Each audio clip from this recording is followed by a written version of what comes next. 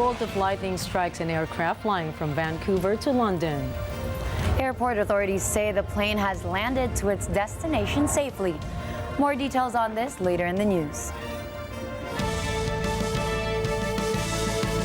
Good evening, I am Gianna Llanes. I am Nina Richie Alago Flores. This is Mata ng Agila International. Now for the headlines.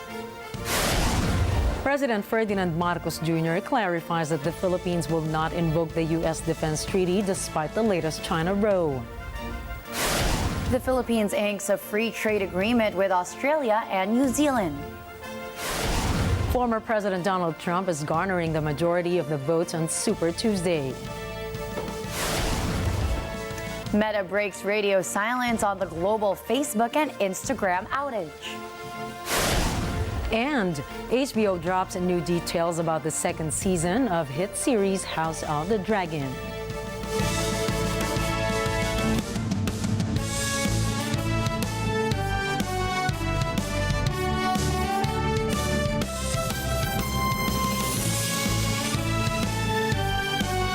Los Angeles, Las Vegas, Nevada, España, Paris, France, United Kingdom, Washington, D.C., London Bureau, Papua New Guinea, in New York, Washington, D.C. Mata ng Agila, Mata ng Agila,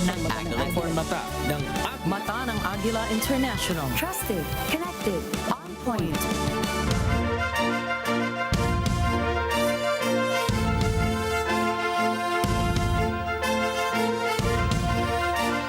China opposes the Philippine Senate approving the Maritime Zones Act, citing that it will only advance the enforcement of what it claims as illegal arbitral awards on the contested South China Sea.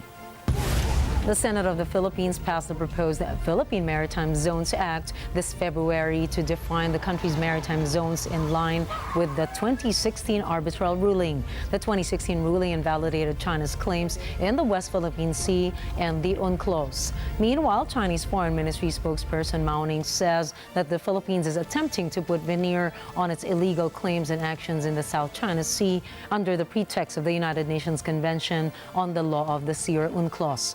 Mao Ning laments on the measures, saying, and I quote, goes against the provisions of international law, including the UN Charter and UNCLOS, and against the spirit of the declaration and the conduct of parties in the South China Sea.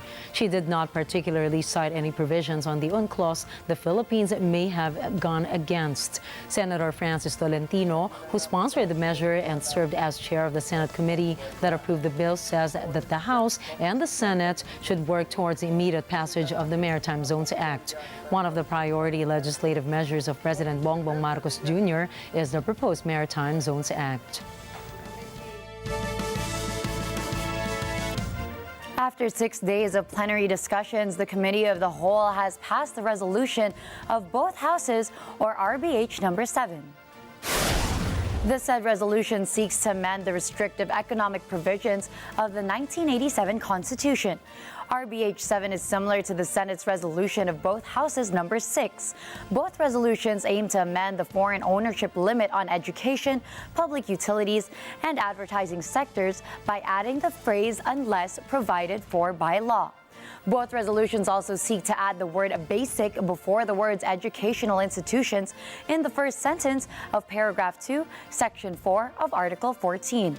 An approved committee report would have to be sent by the Committee of the Whole to the House plenary, where the lawmakers would vote for or against the resolution. Committee of the Whole Majority Leader and Congressman Naphtali Gonzalez II said they will task the Secretariat to prepare a committee report. We will perhaps have a short break to distribute the same, and once we resume, then we will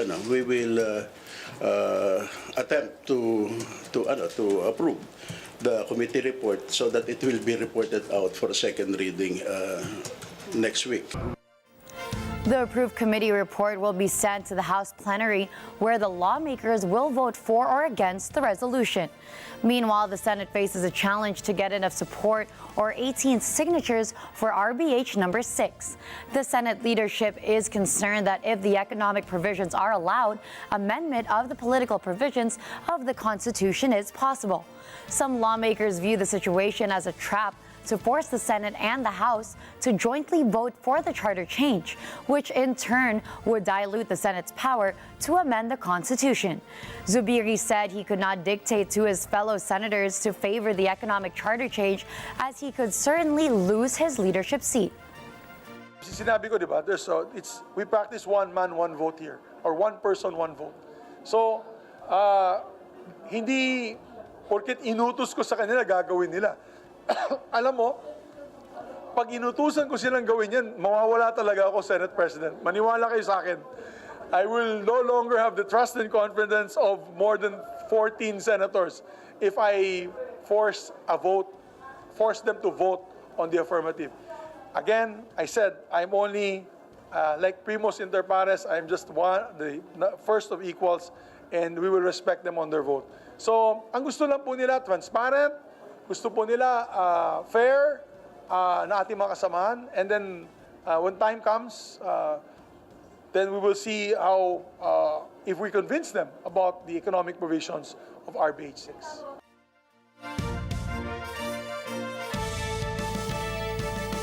The Philippine National Police Anti-Cybercrime Group said it has activated its Aling Police page to help address concerns related to women and children's safety.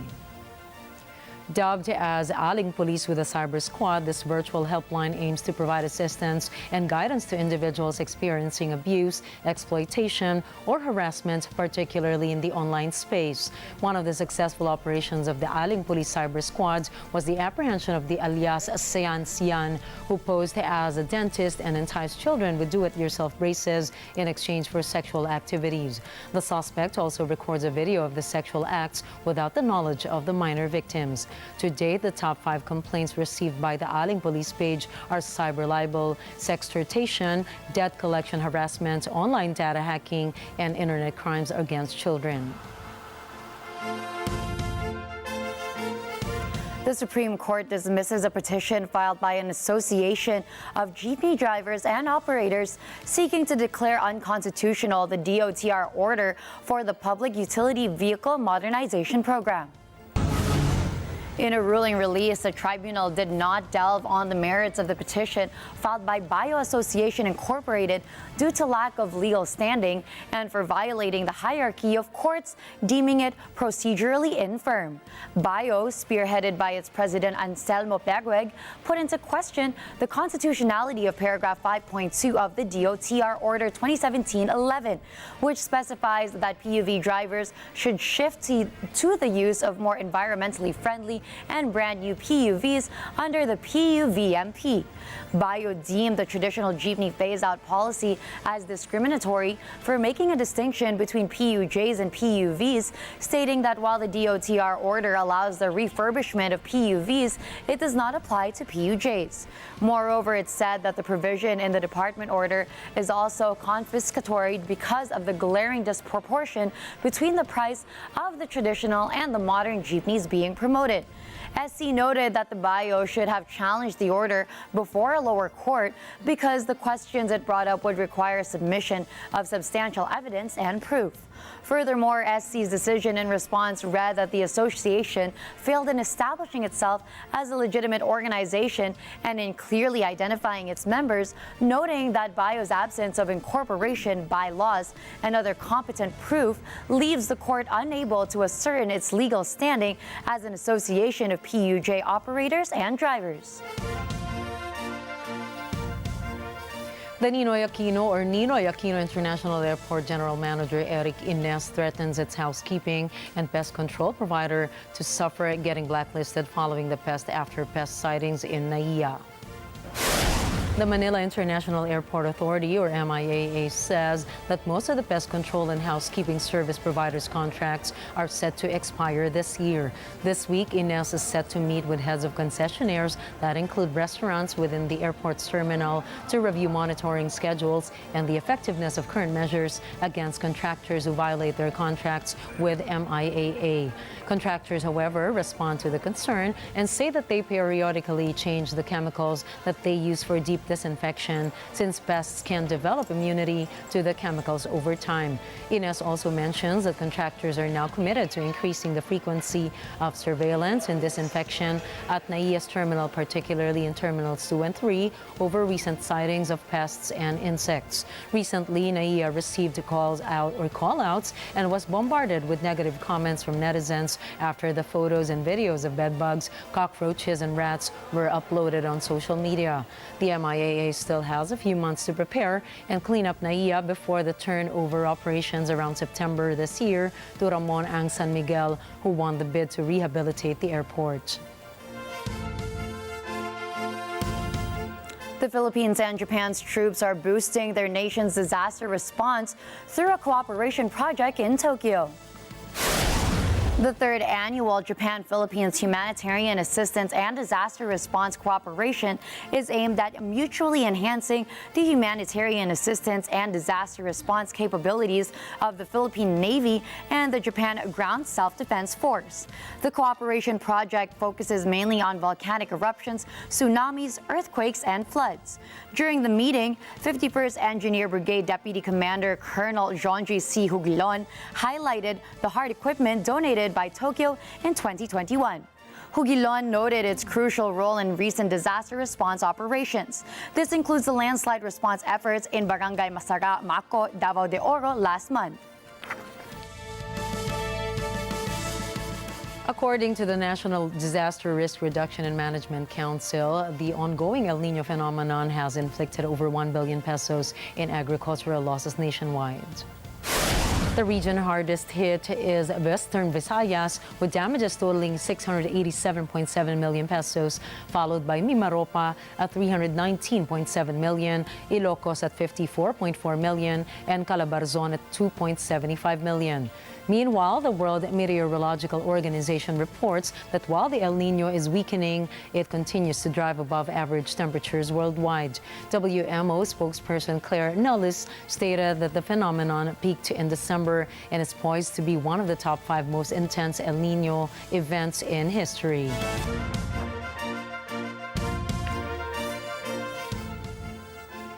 The Philippines has inked the second protocol for the ASEAN Australia-New Zealand Free Trade Agreement.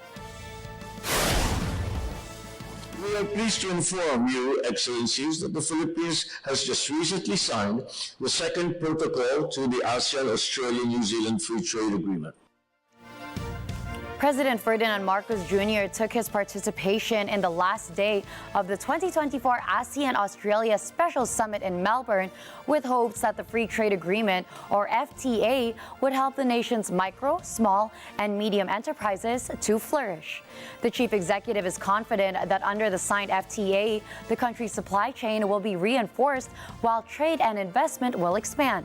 Meanwhile, President Marcos has offered his invitation for Australia and other ASEAN nation members to enter a partnership with the Philippines in the areas of climate change and renewable energy. On climate change and clean energy, the Philippines remains at the forefront of the effects of climate change, constantly facing the harsh realities of devastating typhoons and rising sea levels, which continue to threaten our biodiversity and ecosystems, and in turn, agriculture, food security, and livelihood. These realities compel us to take bold and decisive actions, both domestically and in international fora, for climate justice. He added that the Philippines welcomed the COP28's results in Dubai last 2023. The president also praised and thanked Australian Prime Minister Anthony Albanese for hosting a forum for so-called emerging leaders that showcases their roles in shaping the world. China has no right to veto the Philippines Maritime Zones Act. This is Senator Francis Tolentino's strong response to a statement by Chinese Foreign Ministry spokesperson Mao Ning. Senator Tolentino says the inclusion of the 2016 arbitral ruling in the Philippine Maritime Law by the Philippine Senate is both legitimate and imperative. He reminds China that the Philippines is an independent nation, meaning China cannot veto the Philippines Maritime Zone's law, adding that any objections from China must be met with unwavering defense of the Philippines' sovereign rights. The senator avers that any attempt by China to challenge the unanimously approved Maritime Zones Act is futile. He also insists China's objections would not deter Filipinos from upholding their rights under international law. The schedule of the bicameral conference committee meeting on the proposal is currently pending. But once the Maritime Zones Act is passed into law, it would bolster the Philippines' claim in territorial disputes in the West Philippine Sea, which would help the government in harnessing ocean resources and maritime spaces. Coming up, Australia gears up to boost trade with Southeast Asia. Donald Trump and Joe Biden sweep Super Tuesday. And the European Union resumes funding for UNRWA. Stay tuned, Mata ng Agila International will return for more global news.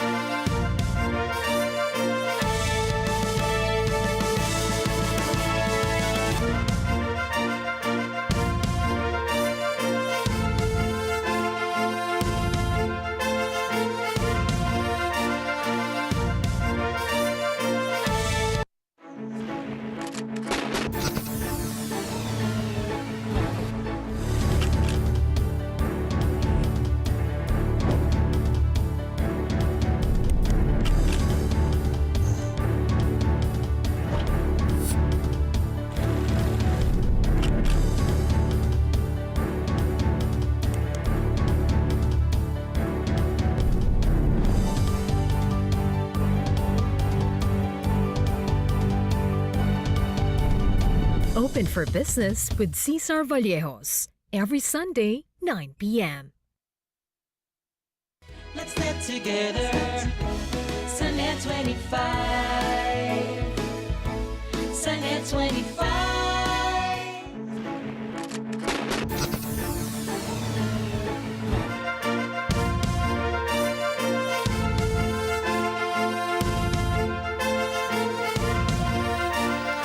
Australia unveils plans to ramp up investment in Southeast Asia. It sets aside $1.3 billion to bolster trade in a region of rising economic might. Emmy Capilita-Roja has more.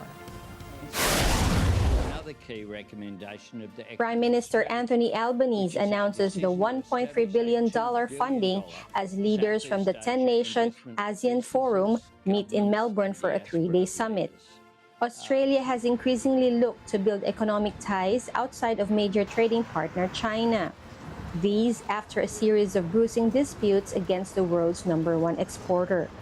Fueled by years of swift and sustained population growth, the ASEAN bloc is widely seen as an emerging economic powerhouse. With vast deposits of critical minerals and a booming appetite for electricity, Southeast Asia is also poised to play a major role in the global push for clean energy. Australia's new funding package will provide export financing and loans geared largely towards infrastructure and renewable energy projects. Southeast Asia's hunger for energy is largely fed by fossil fuels. Australia, on the other hand, remains one of the world's biggest exporters of gas and polluting thermal coal. Both are increasingly eager to pivot toward renewable energy. Emmy Capilita-Roja for Mata ng Agila International, trusted, connected, on point. The United States castigated China for its harassment and dangerous actions against Philippine vessels delivering supplies to Filipino troops stationed at the 2nd Thomas Shoal or Ayungin Shoal. United States Ambassador Mary Kay Carlson said China's dangerous maneuvers at the shoal endangered lives. resulted in injuries, and damaged Philippine Coast Guard vessels in the Philippine Exclusive Economic Zone. She also reaffirmed the United States' stance with the Philippines, reminding China that it has no lawful maritime claims to the waters around the Union Shoal, as it is a low-tide feature clearly within the Philippines' Exclusive Economic Zone. State Department spokesperson Matthew Miller said the United States is in discussion with the Philippine government about China's actions. Miller averred that China once again recklessly disregarded the safety of Filipinos and international law. Miller also urged Beijing to abide by the 2016 Hague ruling that favored the Philippines. Meanwhile, EU Ambassador Luc Veron also expressed serious concern over China's latest dangerous maneuvers. He said the EU reiterates the call for all parties to abide by the legally binding 2016 arbitration award and international law to peacefully resolve disputes. Australian Ambassador He Kyung-yu called for restraint in the region, urging China to respect UNCLOS law. Australian Prime Minister Anthony Albanese said any unsafe and destabilizing behavior in the South China Sea creates risk of miscalculation, which can then lead to escalation. The position that was put very clearly by, you won't be surprised, by President Marcos, but others as well. The South China Sea is an important issue, and there is a general recognition that we need to make sure that activity in the South China Sea alleviates any tension, doesn't add to it, and that's an important thing. The Japanese embassy in Manila expressed grave concern on the repeated dangerous actions of China in the West Philippine Sea. It said that Japan continues to stand with the Philippines and cooperate with like-minded countries to maintain peace and stability in the region. In the U.S., voters in 16 states and the territory of American Samoa cast their ballots in the presidential primaries on Super Tuesday. Republicans hold primaries in the American states of Alabama, Arkansas, California, Colorado, Maine, Massachusetts, Minnesota, North Carolina, Oklahoma, Tennessee, Texas, Vermont, and Virginia, and their caucuses in Alaska and Utah. On the other hand, Democrats hold primaries in the same states plus Utah and their caucuses in the U.S. territory of American Samoa. This year's primaries have been described as anticlimactic, but still anticipated to give a glimpse of where each party is at as the general election in November nears. Many Republicans casting their vote on Super Tuesday hope Donald Trump will clinch the nomination. I would love to see it be the end. I wish it was November already. I want Trump back. I would like to see things restored in America. For Democrats like Bill Johnsher of Virginia, heading to the polls is his chance to vote away who he thinks is astounding to even be in the race. It's scary. The fact that Trump could even be in contention is scary. He's talking about being a dictator. He's talking about wholesale deportation of people just because of their race or their religion. That he's even a candidate, I find astounding. I really do. The Republican candidate needs 1,215 delegates out of 2,429 to win the nomination. Donald Trump leads by 906 votes ahead of Nikki Haley. In response to this, former U.S. Ambassador to the United Nations, Nikki Haley, has announced that she is set to suspend her bids for the Republican presidential nomination later today. The Democratic candidate, on the other hand, needs 1,968 delegates needed to win. That is out of 3,934 total delegates.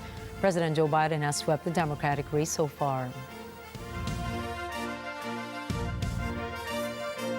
Peruvian Prime Minister Alberto Otarola has stepped down from his duties over allegations of influence peddling to help a young woman.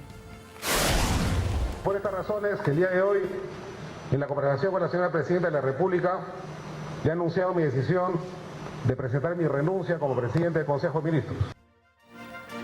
Peruvian television program Panorama released what it claimed to be recordings of Otarola in a discussion with a woman named Yaziak Pinedo. Pinedo has landed 2 contracts worth $14,000 to do archive and administrative work for the government this year. In one of the recordings, the man alleged to be the Prime Minister has addressed Pinedo lovingly, citing the red tape involved in bidding for a government gig. Meanwhile, Pinedo disclosed that the leaked conversation was from 2021, before Otarola was a cabinet minister. The opposition parties have demanded Otarola to resign. Prosecutors said they will put Otarola under investigation for possible conflict of interest and illegal sponsorship. Comunicación para opinar. Acá quien tiene que realizar el peritaje es el Ministerio Público, que ya me notificó, dicha sea de paso, y me voy a someter, por supuesto, a todas las indagaciones. Pero el peritaje va a ser absolutamente claro respecto a la manera burda en la que estos audios han sido editados y presentados ante la opinión pública. In the Philippines, President Ferdinand Marcos Jr. views with great alarm the recent actions by China against Philippine vessels in the Ayungin Shoal. The Philippine Coast Guard was conducting a resupply mission for the troops in BRP Sierra Madre when ships of China's Coast Guard fired water on the Philippine vessels. 4 crew of the Philippine Coast Guard were injured. But President Marcos says this incident is not enough to invoke the Mutual Defense Treaty of the Philippines with the United States. Under the Mutual Defense Treaty, the Philippines and the United States agree that an armed attack in the Pacific area on either the Philippines or the United States would be dangerous, and that they would act to meet the common dangers in accordance with its constitutional processes. But President Marcos vows the Philippines will continue to protect or to protest China's aggressive moves. I do not think that it is the time or the reason to invoke the Mutual Defense Treaty. However, we continue to view with great alarm this continuing dangerous maneuvers and dangerous actions that are being done against our seamen, our Coast Guard. Once again, we will make our objections known and hope that we can continue to communicate to find a way so that such actions are no longer seen in the West Philippine Sea. President Marcos also doubted the discovery of Chinese ships that were conducting research exploration in Benham Rise or the Philippine Rise. Once again, this is a clear intrusion into a Philippine maritime territory. And it is a matter, as usual, of great concern. And I see it as absolutely unnecessary, because if it is truly a research vessel, then we could have come to a very simple agreement that the research vessel will ply the waters and do the research that they need to do. However, there is a suspicion that they are not only research vessels. So again, this is a bit of an escalation of the tension that is present in the West Philippine Sea. Meanwhile, President Marcos admitted in an interview that he has no direct line to Chinese President Xi Jinping. Last year, President Marcos went to Beijing and proposed to Xi a hotline to discuss if there was a message amid tensions in the West Philippine Sea. But after a year, the line was never established.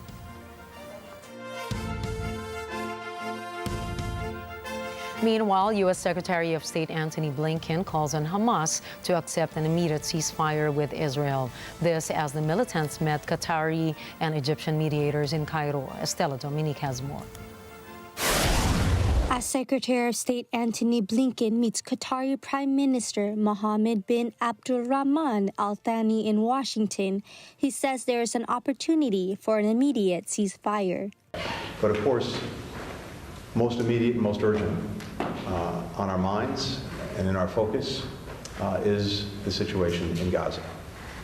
And here we have an opportunity for an immediate ceasefire that can bring hostages home, that can dramatically increase the amount of humanitarian assistance getting into Palestinians who so desperately need it, and can also set the conditions for an enduring resolution. And it is on Hamas to make decisions about whether it is prepared to engage in that ceasefire. Meanwhile, Qatar's Prime Minister Mohammed promises to be persistent to make sure that this deal happens. Prime Minister Mohammed is a key mediator on the deal.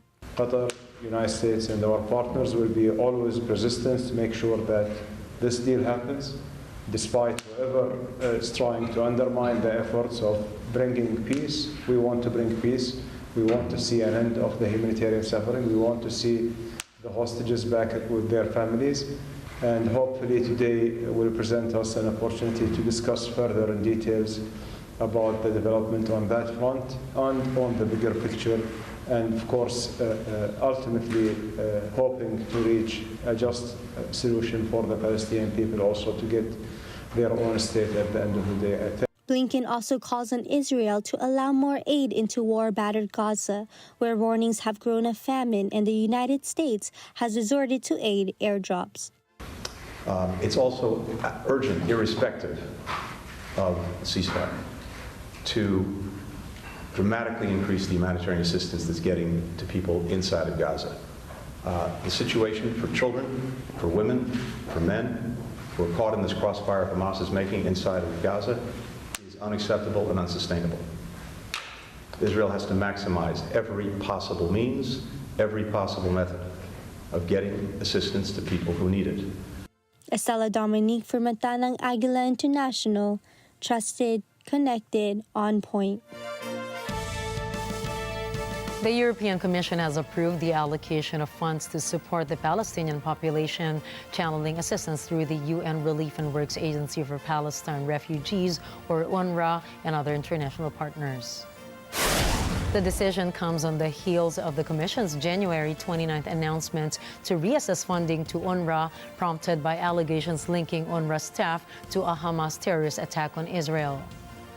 We have extremely serious allegations against staff working for UNRWA. And it is absolutely obvious that these allegations need to be investigated seriously and without delay. Welcoming UN-led investigations, the Commission has subsequently reached an agreement with UNRWA for an audit to be conducted by EU-appointed external experts. While acknowledging a pending review of EU funding based on investigation outcomes, the Commission has opted not to delay assistance. Instead, it has devised a comprehensive financial structure, earmarking nearly $300 million in aid for the Palestinian population in Gaza in 2024.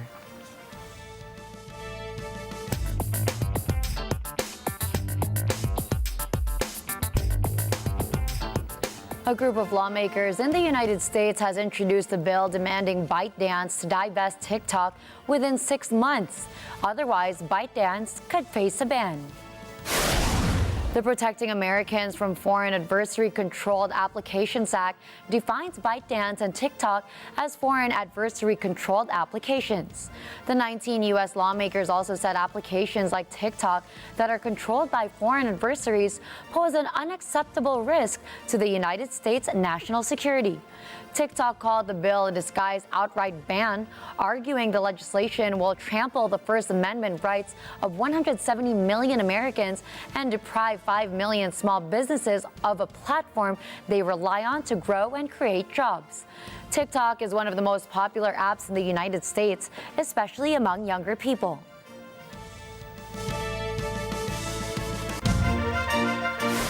Up next, in rare weather occurrences, lightning strikes an airplane mid-flight. Hanoi tops the list of the world's most polluted cities. And Meta addresses the global blackout. Matanang Agila International will be back after a short break.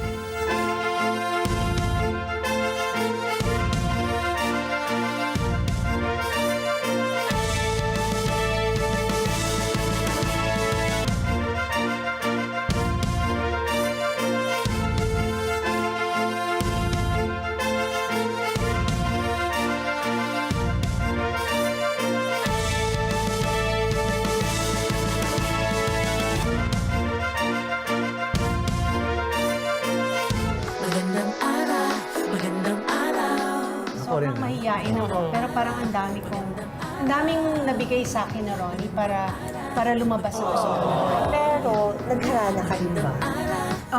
Actually, siya humaranas. Kasi siya singer eh. Kumanda ka na, Ara. May libreng arnisi dali.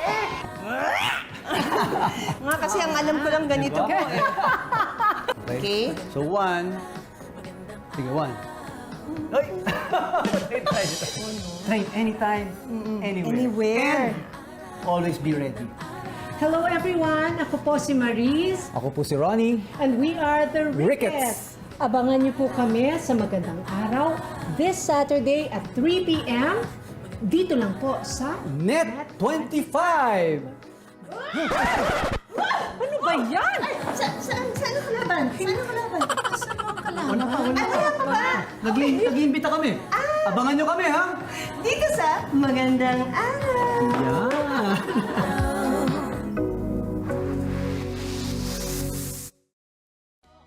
Let's get together. Sunday 25. Sunday 25.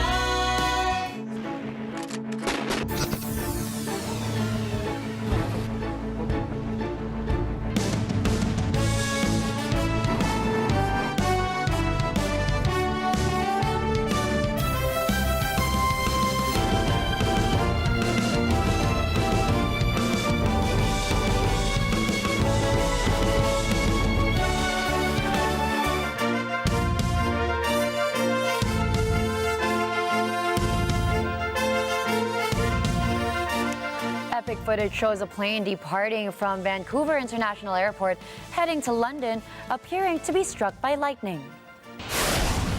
The flight, seemingly an aircraft from Air Canada bound to London Heathrow, is seen taking off from YVR when lightning strikes, as if it hits the plane. One student pilot named Ethan West, who took a video of the incident, expresses his heartfelt reaction seeing the 777-300 taking off and being struck by lightning. He shares the aircraft is his favorite, largest twin-engine aircraft, which is why he was taking a video of its takeoff. Authorities say that no one was injured in the said incident and the plane continued on its way to its destination. According to the National Weather Service in the U.S., an average of 1 or 2 lightning strikes hit passenger planes. The agency also says that these aircrafts are built and designed to have conducting paths to take lightning strikes and conduct the currents.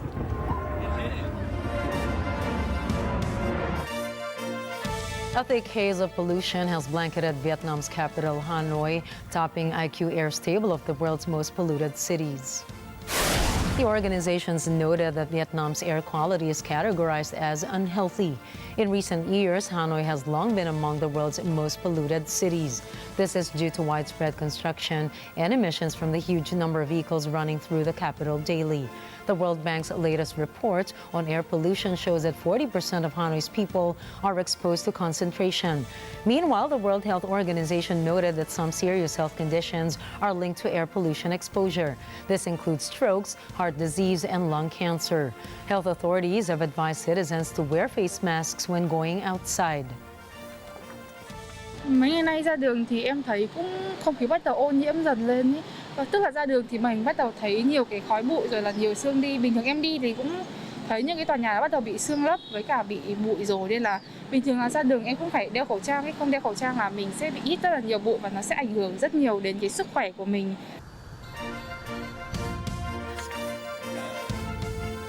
In a report, the United Nations Food and Farming Agency says heat waves and floods inflict greater economic pain on rural women than men. This, the report says, because climate change intensifies existing inequalities, as Lee Satmar reports. Scientists say the impact of rising temperatures is already hitting the poorest and most vulnerable people on the planet. In a new report, the UN Food and Agricultural Organization, or FAO, warns that failure to address the unequal impacts of climate change on rural people will intensify the already large gap between the haves and have-nots and between men and women. The report shows that when disaster strikes, rural women-led households in low and middle-income nations face more financial burdens than men. The FAO says if these notable existing differences in wages are not addressed, the gap will only worsen. She's working harder, she's working longer, she's doing an extra hour of work a day compared to a male farmer in order to try to adapt to climate change. But the truth is that without the access to those kinds of assets and technologies, she just may not be able to keep up with the changing climate. For all of these reasons, climate change is having a disproportionate impact on women and female-headed households. It estimates that if average temperatures increase 1 degree Celsius, women would face a 34% greater loss in total income compared to men. The agency adds that women are more vulnerable to changes in the climate than men. This, the report states, is because of deep-rooted social structures and discriminatory norms and institutions. That leaves women bearing a much larger domestic and child care burden than men, limiting their opportunities to study and find a job. It also makes it more difficult for women to migrate or make money from non-farming activities when climate change affects crops.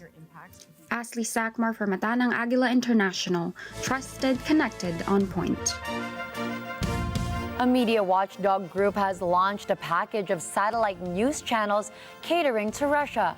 Reporters Without Borders says much of the content is produced by Russian journalists forced to leave the country after Moscow's invasion of Ukraine. Thomas I. Likeness has that story. This is the opening of a broadcast from the Savoboda satellite project. It's named after the Russian word for freedom.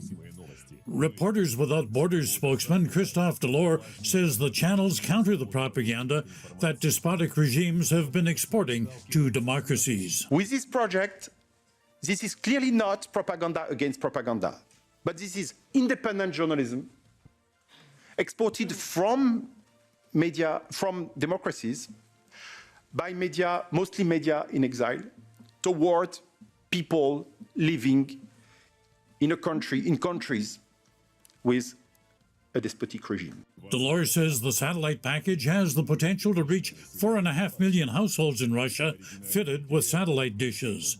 He says the broadcast will be secure and reliable. European Commission Vice President Vera Jourova welcomes the project as a challenge to the disinformation campaigns both inside and outside of Russia. I'm not happy to say it, but we were not ready for such aggressive communication and for such a masterpiece in Russian ability to tailor the disinformation campaigns per member state. Promoters of the Savoboda project say it gives Russian-speaking people in both Russia and neighboring countries access to journalism that's able to speak about the war crimes Russia is committing in Ukraine. As well as news, political and entertainment content will be provided. Initially, 9 channels will be available, with plans to expand it to 25 channels. Thomas I. Likeness from Matanang Agila International. Trusted, connected, on point.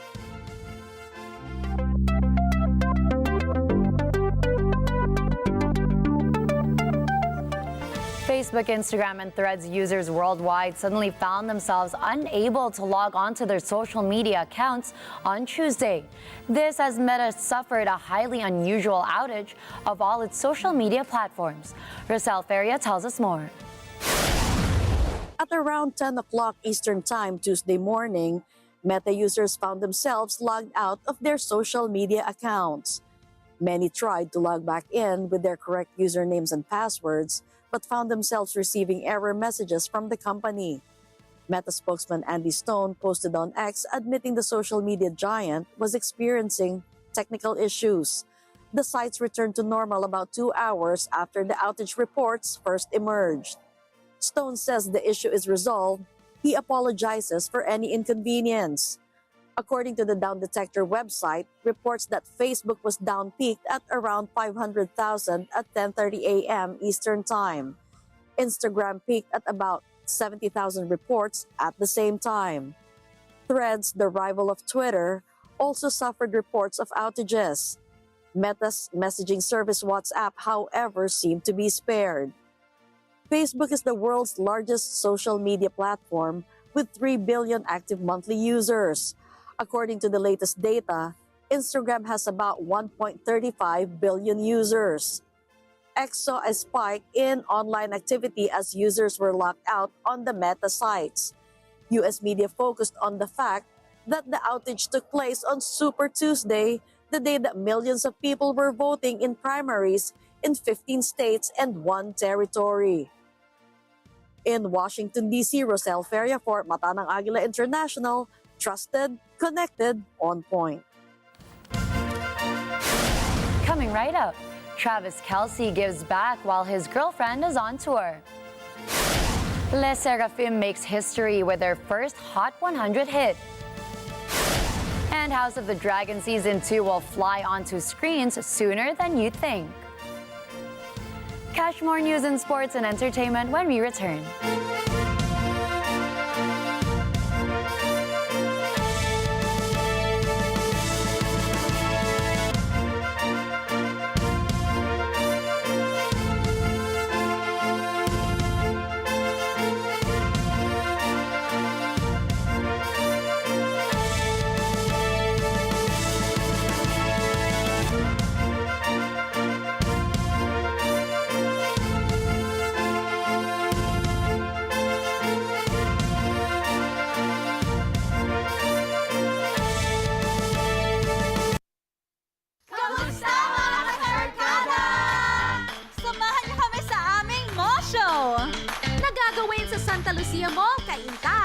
This coming March 9 na, Saturday, alas 3 ng hapon, makakasama rin namin si Miss Ara Mina ng Magandang Araw.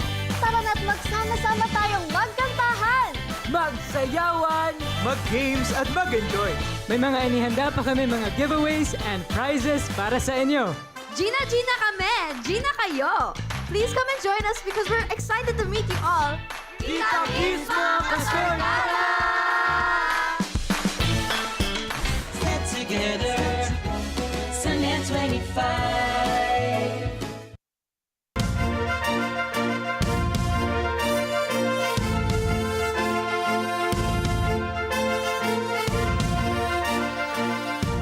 Miami Beach is trying to break up with spring break, but it's unclear whether spring breakers are ready to take the hint. Aliyah Divina has the report. We need to talk. This isn't working anymore. And it's not us, it's you. After 3 consecutive years of spring break violence, Miami Beach officials are implementing month-long security measures aimed at curbing the chaos, including parking restrictions for non-residents and closing sidewalk cafes on busy weekends. The city has warned visitors to expect curfews, bag searches at the beach, early beach closures, and police checkpoints and arrests for drug possession and violence. Governor Ron DeSantis announced that 45 state law enforcement officers are also being deployed to the city to bolster the police presence in the area. But business owners in the city's world-famous South Beach neighborhood are now concerned that they lose money in the breakup during one of the busiest times of the year. Many of the city's restrictions aren't new, but in past years, they were instituted as emergency measures during the unofficial holiday. Crowds have become unmanageable despite a robust police presence. The city, which is situated on the barrier island across the bay from Miami, can only hold so many people, and that capacity has often exceeded what's safe for both visitors and residents during the break. DeSantis said at a Miami Beach news conference that Florida is going to crack down on anyone who violates the law during spring break. Maybe we can talk when you're done with your spring break phase, but until then. Aliyah Divina for Mata ng Agila International. Trusted, connected, on point.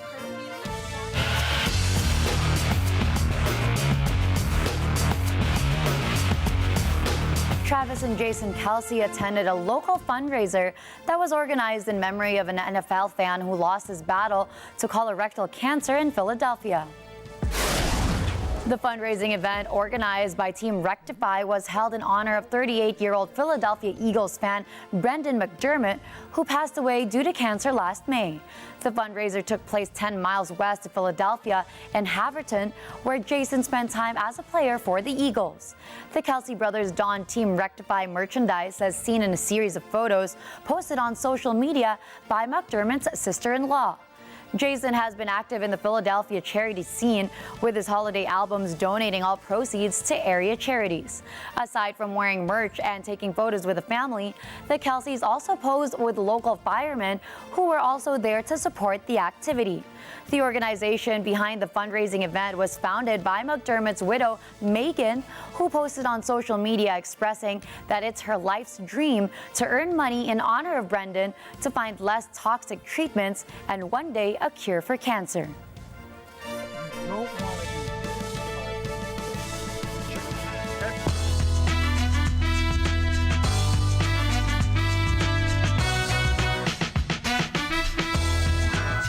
South Korean pop group Le Sserafim is officially on the Billboard Hot 100. Elaine Sagun has the scoop. South Korean pop group Le Sserafim, whose name is an anagram for I'm Fearless, can add another achievement in their banner for becoming a Billboard Hot 100 charting act, thanks to the group's new single, Easy. The song debuted at number 99 with 5.2 million official streams and 1,000 downloads sold in the US in its first full tracking week. Released in February 19 as part of their new 5-track EP of the same name. The EP concurrently debuts at number 8 on the Billboard 200, with 41,000 equivalent album units earned. As Twice Is With Youth EP enters at number 1 on the Billboard 200. This marks the first week that the top 10 has featured 2 all-women K-pop groups. Easy also starts at number 2 on both the World Albums and Top Album Sales charts, while the title track surges to number 6 on the Billboard Global XL US chart, marking the group's second and top charting top 10. The Seraphim notched its first Billboard chart entry on May 14, 2022, when Fearless debuted on Global XL US and the Billboard Global 200 charts. The group has also tallied 3 entries on the World Albums chart, Anti-Fragile back in 2022, Unforgiven in May 2023, and now, Easy. The Seraphim is comprised of members Kim Chae-won, Hong Yun-chai, Kazuha, Sakura, and Hu Yun-jin. Elaine Sagun for Mata ng Agila International. Trusted, connected, on point. Famous Game of Thrones spin-off series House of the Dragon Season 2 will fly into screens in June, as confirmed by Warner Brothers Discovery Streaming and Gaming Chief J.B. Perrett while speaking at Morgan Stanley's Technology, Media and Telecom Conference. Aside from Perrett's announcement and last November's tease by Max Content Chief Casey Bloys, the fans of the wildly anticipated show are given a taste of what is to come this season when its first teaser trailer dropped in December 2023. Season 2 continues the story of the Targaryen family as they war for the seat of the Iron Throne following King Viserys the First's death in the previous season. Alicent Hightower, played by Olivia Cook, best sums up the rising tensions between the Blacks and the Greens by saying, and I quote, "The war will be fought, many will die, and the victor will ascend the Iron Throne." The trailer shows a number of high-action scenes and other familiar stars like Matt Smith, who plays Daemon Targaryen, Otto Hightower, played by Rhys Ifans, and Rhaenyra Targaryen, played by Emma Darcy. The makers of the show confirmed a second season is coming in August of 2022, following the first season's rapid success. The premiere episode reportedly garnered more than 20 million views in the U.S. alone, earning the largest audience for any new original series in the history of HBO. House of the Dragon Season 2 is set to debut on HBO Max.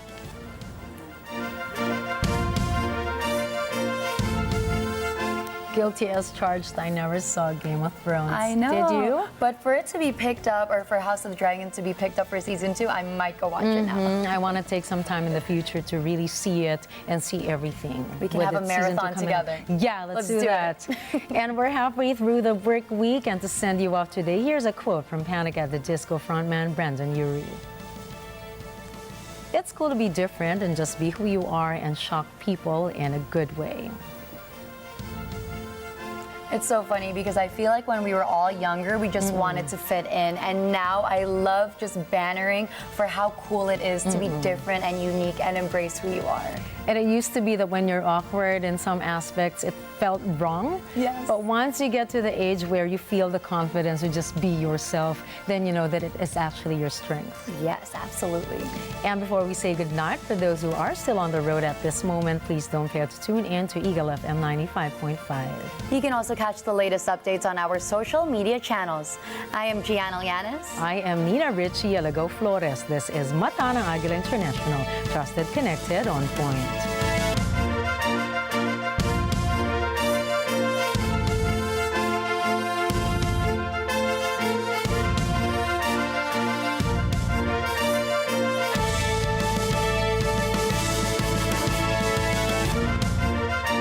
Thank you for choosing Mata ng Agila International as your trusted news source, keeping you connected to the world and on point with stories from around the globe. Follow, like, and subscribe to @Net25 TV.